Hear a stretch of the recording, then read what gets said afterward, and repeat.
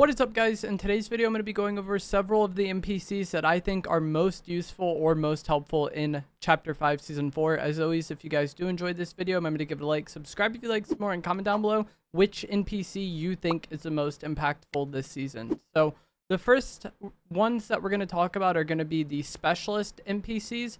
I think far and away the most useful Specialist NPC is going to be the Scout NPC. Artemis is outside Grim Gate, and she scans the area and reveals enemies and loot every 45 seconds. This season, we do have the medallion from Emma Frost at the raft, which has a similar effect. And I've seen people comment in either direction, saying like, wow, the NPC is so useless now that the medallion's in the game, or vice versa, where people are like, why would anyone go for this medallion when they can just hire the NPC? The thing is, you can get both, and they scan on different times. So the medallion will scan every 50 seconds from when you pick it up and it started to scan. And then the NPC will scan every 45 seconds from when hired. So if you stagger these correctly, like let's say you have the medallion, it scans like 20 seconds ago, and then you hire the NPC, you're going to be getting a scan like every 20-30 seconds or so, because you'll be getting one from your medallion and one from your NPC. So I think if you just want maximum intel, getting both is definitely a viable option, and they are relatively close in proximity, with Artemis being near Grim and then Emma Frost being at the raft. They're kind of in the same section of the map, so that's kind of surprising, and I do think that having them together is kind of busted. Especially when you factor in team game mode, so you can share the medallion with your teammates by dropping it to them, and everyone's countdown is individual. Like, you could just be getting so many scans that it's ridiculous. And if they add any more Scout NPCs this season, it can get really out of hand if you have all of them and the medallion. The Supply NPC is at the Centurion. He's at this northern island, like north of Doomstat, and he will give you ammo or supplies every 25 seconds. He can give bunkers and shockwaves if that's what you hold out when he goes to resupply you, but he doesn't seem to give shield bubbles. Every time I had shield bubbles out, he gave me chug splash. Not really the biggest deal one way or the other. I feel like in some seasons, this NPC is a really big deal. Like, if shockwaves are the only mobility in the game, then having this give you shockwaves is really good. But I don't use bunkers. I typically use bubbles, and I rarely have like a really hard time getting them to the point where I would need an NPC to supply. And then also, I prefer the jetpack as my mobility, so like I don't have a vast need for this NPC, and he's in like a very secluded area, so I don't really see myself making use of this. The heavy NPC is Ruckus, and he's south of Brawler's Battleground. This NPC has a lot of HP, and then he also throws grenades at the enemies. He can be pretty detrimental though, because when eliminated, he will drop a bunch of grenades on his body. So if you're like in a bunker or something and you have this NPC, people can eliminate him and potentially kind of like grief where you are. This is another one that I'm not really going to go for too much. I don't really care about this, and it's in a pretty secluded location. So I don't really see myself going for it, and I rarely see anybody using it. The only Specialist that I think is a really big deal this season is the Scan one, and she's also the one that's in like the least isolated area. There's also several NPCs that sell utility items, and I think these can be pretty helpful. They're not really something I want to land on, but if I'm in the area or near them, especially end game, and I need this item, then maybe I'll make use of them. There's two NPCs currently that sell shockwaves. The Bright Raider is southeast of Brutal Beachhead. This is a pretty secluded location, so one, shockwaves aren't my preferred mobility item this season. I'd rather have the jetpack, so I'm not going to prioritize it for that reason. But also, she's in a very secluded area, so it's like, will I really go for this? I'm not sure. The Rust NPC, I think, is more impactful. He's at this house that's south of the raft. He also sells a Sovereign shotgun, and this can be like a somewhat decent low-key landing spot. Maybe like this and the beach houses, or the beach houses into this, or just one or the other. If you don't get any mobility, you could buy shockwaves and then go towards the raft and try to third-party it. And the raft is typically a pretty ratty POI in terms of how slow it plays out, with a lot of people kind of like hiding and waiting for other people to make something happen.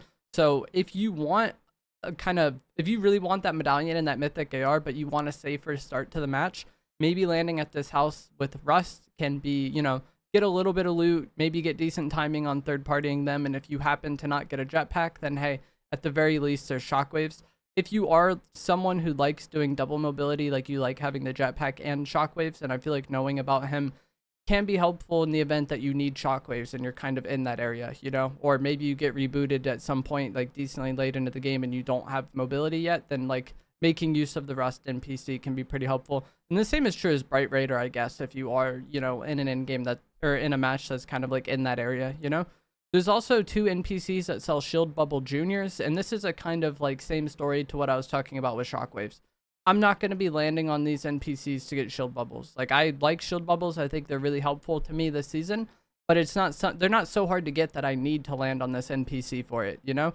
But if I'm, you know, mid to late into the game and I only have 1 or 2 bubbles, then I probably will visit one of these NPCs and stock up. That's kind of how I make use of them. I don't really prioritize them off spawn, but knowing where they are is helpful for that mid to late game if they're in play.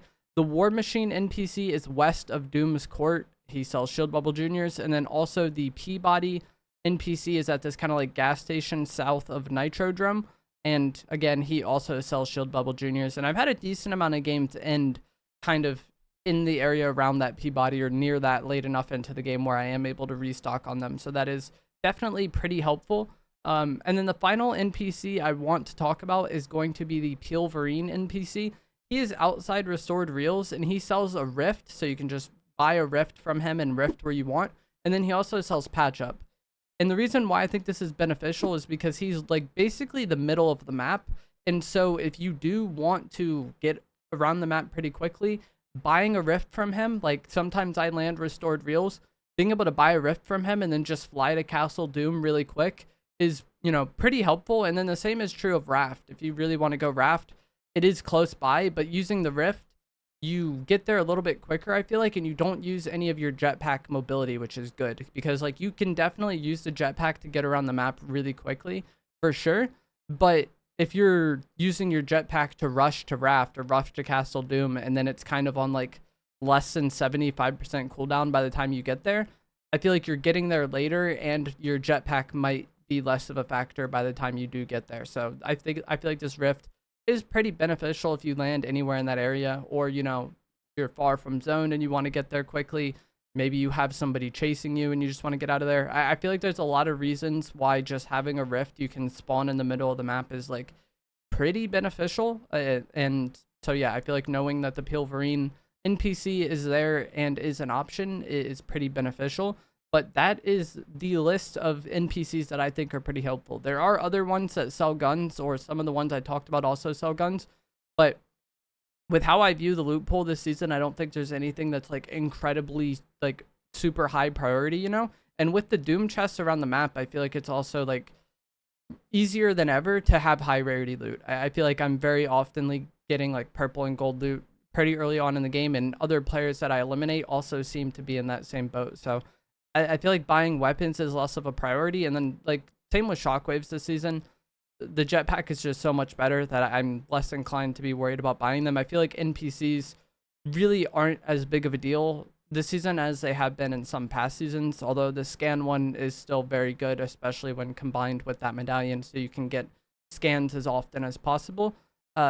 Also, things can change. If you're watching this video after it's been out for a while, Fortnite does tend to like move the NPCs around or add new ones like with updates. So if you're watching this several weeks after it's been out, some of this information may be outdated. But that is going to be it for this video. I hope you guys found this helpful, informative, interesting. As always, if you did, remember to give it a like, subscribe if you'd like some more, and I will see you guys in the next one. Thanks for watching.